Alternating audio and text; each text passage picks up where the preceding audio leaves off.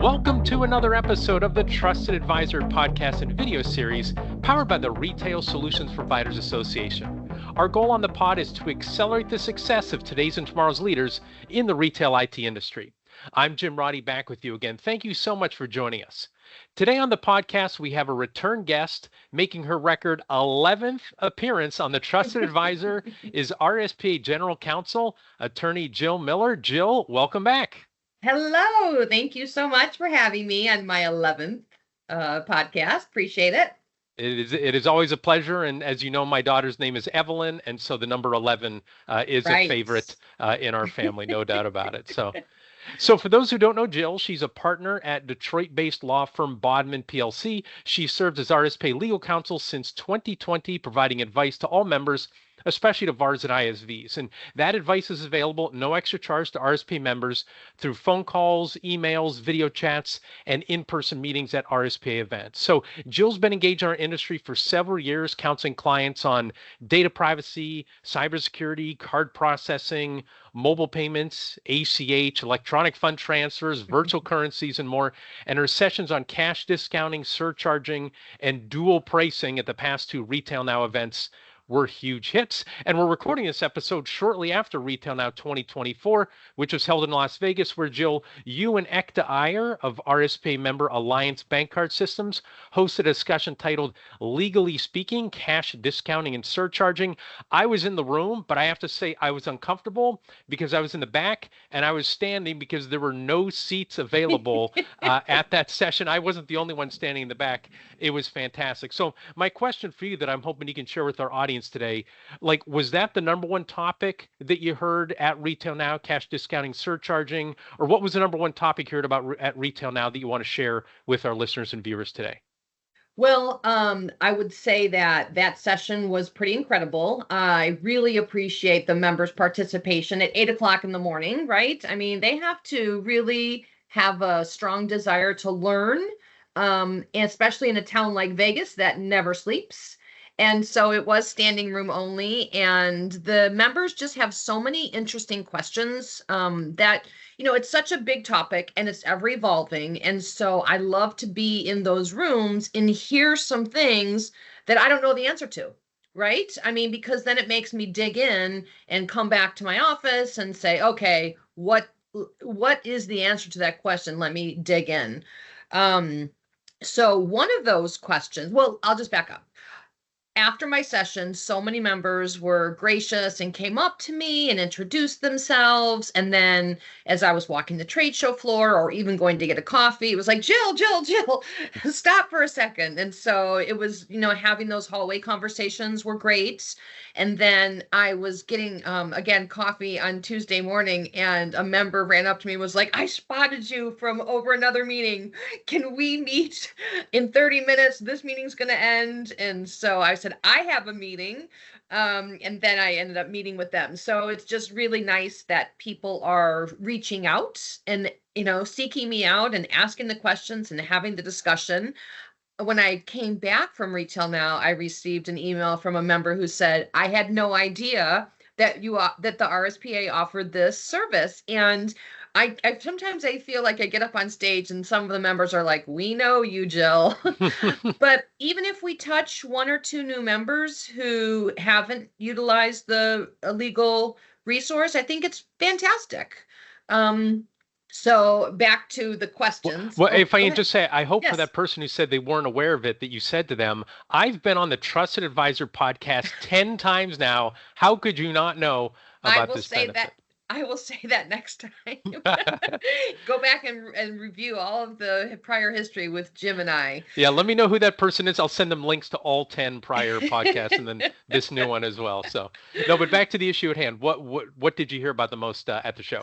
Well, I think that people really want to make sure that they are disclosing to assisting merchants in disclosing to their customers the dual pricing, surcharging programs, cash discount programs. And there's just, as I mentioned, and that it's all nuanced. It just depends on the merchant type, on the card not present, on the phone, in person. And so we just really sort of walk through it. Again, it's sort of hard in a hallway conversation to fully flesh that out, but to say to them, listen, when I get back to my office, let me reach out to me and we'll get on a call. And I will tell you, yesterday on my calendar, there were 5 RSPA surcharge and cash discount meetings. And a couple of them were scheduled for 30 minutes. And they, these members are so respectful. They're like, we know your time's valuable. We know we're coming to the end. And I was like, we can go another 10 minutes. And because I get fired up, right? Like listening. And so in that instance, we still had more to go. So I said, let's reconvene, after you sort of talk internally about, the things we've talked about today. And so they were like, okay, before we go, let's schedule the call. And so we did. We're meeting again in a week, next Tuesday. So, I don't have all the answers. And even on that call, and I'm fine saying that because often say, I am not at the merchant location, right? And so, which was nice to have ECTA on that panel or session because operationally, I just hear things through my client. I don't live and breathe them every day. I'm not solving for merchant education or merchant acceptance. It's just not in my wheelhouse. These members are in merchant locations, customer locations every single day, and they're the experts. So I do get feedback from members and from clients, and then I'll share that back. For example, restaurants, right? Menus. That's always been a big thing. And one of our members, I won't mention her name, but when this first came out, she was really on the early problem solving for her merchants. And she said, Jill, what do you think about, dual pricing on menus? Do we put stickers? Do we have to put on the line items? And I was like, oh, interesting, right? Because she's trying to help the merchant instead of just saying to the merchant, you've got to disclose both prices. She was printing menus for them. So that, is an interesting, I don't know, I think I've got completely sidetracked here, but this is how I get about surcharging, cash discount, and dual pricing. Well, and let me ask you this as a follow-up. So one thing that I do when I go to sessions, I try to jot down a bunch of notes and quotes and things like that. But you've taught me, quite frankly, when it's about cash discounting and surcharging, I don't even try to take excerpts from it because I know there's so much context around it and so much nuance to it. Yes. Why is that? Is it because of the rules themselves? Is it because of there's a big difference between a C-store and restaurant menus and a retailer?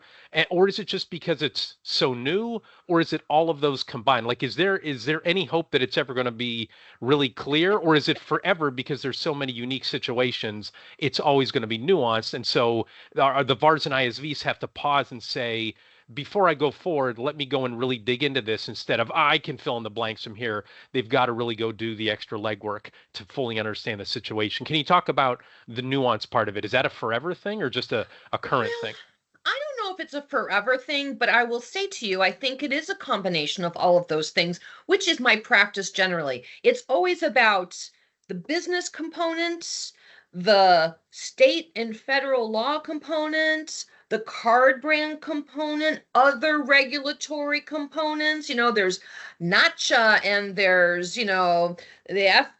all these FTC, like there's so many over the Durbin Amendment, there's so many overarching concepts, and then things change. So I think it will be settled at some point on the state law side.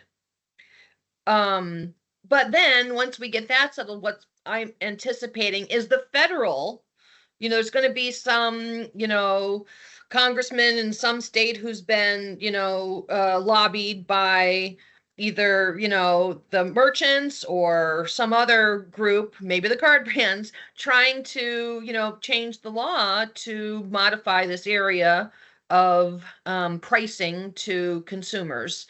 And so it's just, another, like the other nuance thing. For example, I received an email from a member about Oklahoma. And so I didn't know the answer in the presentation because here's where we've sort of gone with Oklahoma. And I'll just spend like a minute here. Yeah. Oklahoma right? I don't have a ton of clients in Oklahoma, so I hadn't really focused on Oklahoma. I know that the Visa website says that they believe, in their opinion, and of course, Visa's got their quotation that says, to answer this question, please consult a lawyer or other qualified legal professional. Visa cannot provide you with legal advice. And that said, Visa understands that some states prohibit or limit surcharging. For example, Visa understands that Connecticut, Maine, Massachusetts, Oklahoma, and Puerto Rico prohibit surcharging. Now, when I have gone and talked about this issue, I've always said of late that it's, Connecticut and Massachusetts and Puerto Rico, because we were in Puerto Rico for Inspire. But so I dug in a little bit to Oklahoma. And what's interesting about Oklahoma is that in 2019, their attorney general came out with a position, an opinion that said that we conclude that Oklahoma's ban on surcharges for purchases using credit cards would not survive scrutiny, meaning scrutiny of a court of law. And so people jumped on the bandwagon to say, because the attorney general is not going to enforce that surcharge law that's on the books, people have been surcharging. Now, on the other hand, right, Visa has said that their interpretation, because the law is still in the books and all you have is an attorney general opinion, that, again, so, right, like blah, blah, blah, people, like this is just one more nuance. So to say like, oh, a broad brush, you can't. So I would stop there. Like I'm relating it to, I'm more familiar with employment law, not that law is any specialty of mine. Yes. But there's certain things that you shouldn't talk about no matter who you're talking to. But it seems like it's way less nuanced and it's way more settled of things you should avoid, how you should make decisions, things of that nature. It just seems like there's so many moving parts to this. It also reminds me of when I went to the MJ BizCon conference about the cannabis industry. The panelists that they had, all of them were attorneys, and they wouldn't give global answers. They would say, well, I'm an attorney in Florida, so let me tell you my Florida answer. And then the person also had been in Colorado, and like, but if you're asking about Colorado, completely different answer. It seems like that's the case, and that's what VARs and ISVs need to know, because now they have merchants who aren't just around the block from them, right? They're reaching out because of cloud and remote monitoring and management. They can cross state lines very easily, but they have to make sure. And they have to make sure just what they did for the last 10 clients, their last 10 merchants, does not apply to the 11th necessarily. Again, as I preface that by saying, I don't know much about this law, but is that accurate? You're from that right on point, Jim. Absolutely. And, so let's just say for this particular, let's say a reseller comes to me and talks about Oklahoma. So again, I can't give them a black and white answer. I can give them information. And that's the thing about business owners. They decide, once they have the knowledge, they can make a decision, risk versus reward versus whether or not they're, Visa rules used to prohibit minimums on credit card charges. I remember going to the pretzel stand in the mall when I was probably already a lawyer and already doing this. So, still like 20 years, 18 years ago. And they said you had to have a minimum of $10 in order to, buy the pretzel. And I was like, this is ridiculous, right? You can't do that. You can't, but now you can. When the Durbin Amendment came out, they changed the rules to say you can have a minimum amount. And so that's, I think, a little more black and white for, merchants to follow and to understand. This is just so deep and interesting. And yet, what do our merchants or what do our resellers want? I think talking to our resellers, they want to provide good, solid service to their customers. They have reputations in their communities. They have their business reputation. And then secondly, we're in business to make money, right? And so how can they best provide a service that's compliant and provides revenue, to feed their family? So And they want to be straightforward, right? They deal with a lot of small mom and pop Yes. independents, and they love having straight talk with one another.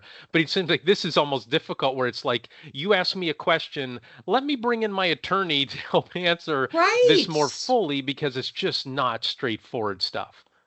And I feel bad for a lot of our members who are doing the right thing, because you might have a competitor come in and say to the merchant, "Oh no, it's super easy. You just do it like this, add a non-cash adjustment, or charge 3.99% on a debit card," which I always tell the story of my dry cleaner.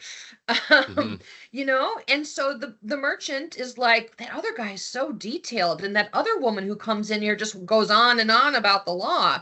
This Hmm. guy, I can, and so it's a Yes. really tough spot.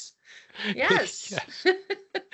I had that one time I had to be one of two people answering a question, and I had to give this really nuanced question because of all the factors, and the other person answered it and said, it's going to be this. They were very definitive. And somebody said to me afterwards, I like their answer better. And then it turned out Yes. 6 months later, I could say to the person, yeah, but their answer was wrong. Like you can be Right. definitive, but you can be absolutely wrong on that. So Jill, before Yes. we take a quick commercial break and ask you about other topics brought up at Retail Yes. Now, anything else you want to talk about or any final words on cash discounting, surcharging, and under that umbrella?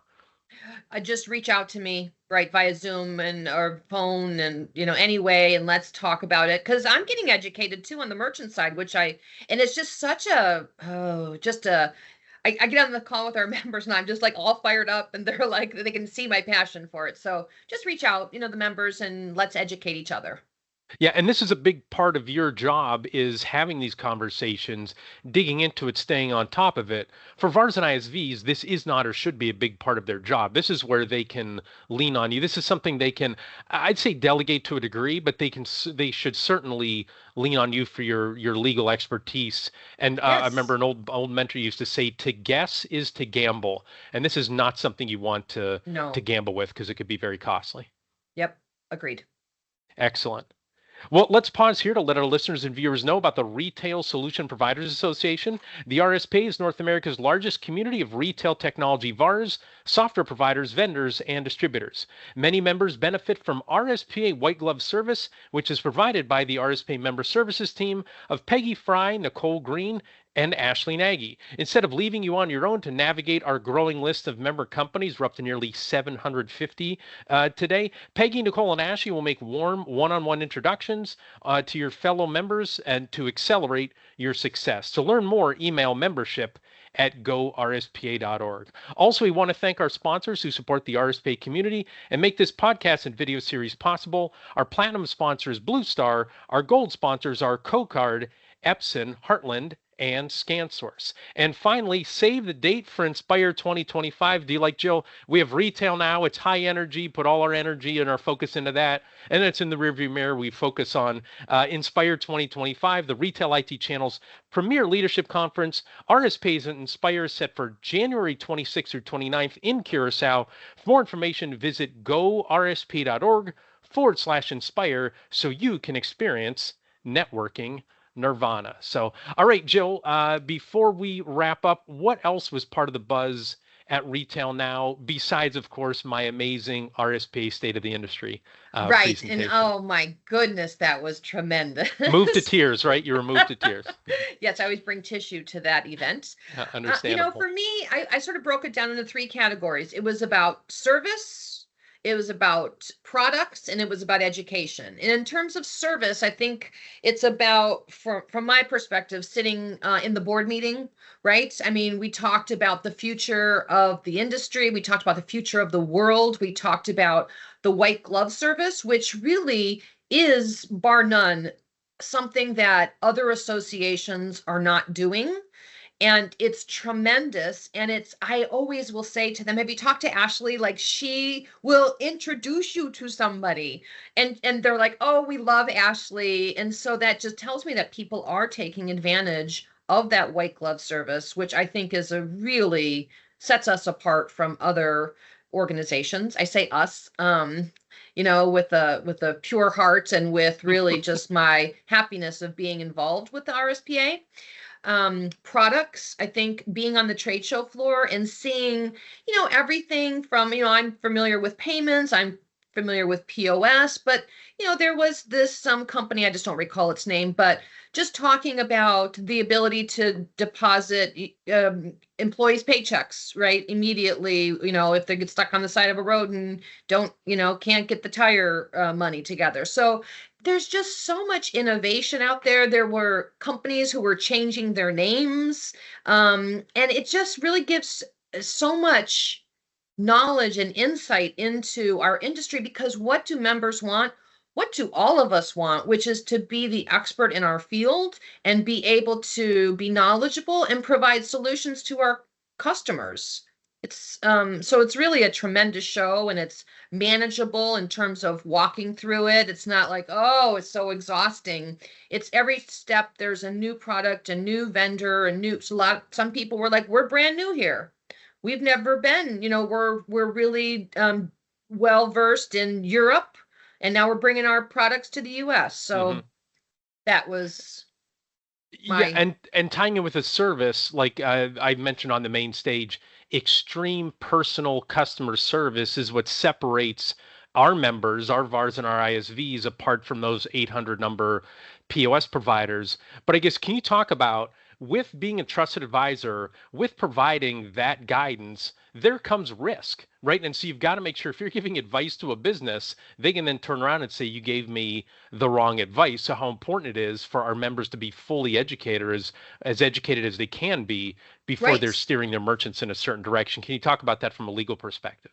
Yes, I had a conversation with one of our members, and he was saying, I was sitting in a few of these education sessions, and it just dawned on me, like, we're trying to launch a particular product, and while we thought about this, we haven't really dug in. And so I'm putting the brakes on, and I'm talking to our in-house lawyers, and I'm giving them, some educational materials we received at the show, because they know that they need to be as knowledgeable as they can be, right? And to prevent, right, everything, from their vendors passing down liability to their customers pushing liability back up. It's really important to, we don't know the answers to everything, right? I mean, this is just a fact of life. However, if we have the right team in place, both internally and externally, we can certainly mitigate a significant amount of risk. There's always risk in life. There's risk in me sitting in this office. My picture could fall down behind me. But you do the best you can to hook it on the wall pretty well. So same with legal advice, same with protecting yourself. You surround yourself. First of all, you educate yourself. You thirst for knowledge. And then you support yourself by having the right people on your team that are helpful and want to do good by you. Yes. Yeah, I did. I coached VARs and ISVs for many years. And when somebody was moving too quickly, I would say, oh, you're embracing the hide and go seek method. And they're like, what's that? I'm like, ready or not, here we come. Like, you don't know if you're going into a pile of money or if you're going to go off a cliff. And so it's probably better that you look, and what is it? Measure twice, cut once, before you jump forward. So, Jill, we're almost out of time. You alluded to at the end of the first segment where we talked about how members should lean on you. What's the best way for RSP members to connect with you to discuss legal issues? Send me an email, jmiller@bodmanlaw.com. I will respond promptly. Last night I was at a work event and I hadn't checked my email in 3 hours. Now that is silly that I would even be concerned, but what if someone had an emergency? But you have to live your life too. But I try to respond promptly and figure out a time that's good for us to, sometimes I can respond via an email and just give you an answer. That's great too. Sometimes they're on the road and a call is easier. So just reach out to me at jmiller@bodmanlaw.com. You can go on our gorspa.org website and find my contact information, and then we'll set up a time to chat and help you in the best way that I can. Amen. Thank you. And if you're an RSPA member, you can take advantage of that white glove service. Reach out to them. They'll put you in touch with Jill. And Jill, that's exactly what happened. I had somebody who I saw right at the end of the show. They emailed me. They didn't have your contact information. They're like, put me in touch with Jill. And yeah, you turned that around right away. So appreciate you doing that. Yep. I mean, there's just so much. I mean, these members are fantastic. They're interesting. They're knowledgeable. They're hardworking. They're go-getters. They're much more riskier than I am because they're entrepreneurs, right? They're just like going to do it. So we need those people too. Amen. Absolutely. That's the yin and the yang of this industry. So, yes. Well, that does it for this episode of The Trusted Advisor. If you enjoyed our discussion, be sure to subscribe to the RSPA YouTube channel and the Trusted Advisor podcast so you never miss an episode. And if you'd like to learn more best practices for VARs and ISVs in the retail technology industry, check out the RSPA blog. You can find it at gorspa.org and then clicking on RSPA blog. Before we go, big thanks again to RSPA General Counsel Jill Miller for sharing her wisdom with us today. Thanks also to RSPA Marketing Director Chris Arnold for his production work, Joseph McDade for our music, and last but not least, thanks so much to you for listening. Our goal at the RSPA is to accelerate the success of our members in the retail technology ecosystem by providing knowledge and connections. For more information, please visit our website at gorspa.org. Thanks for listening, and goodbye, everybody.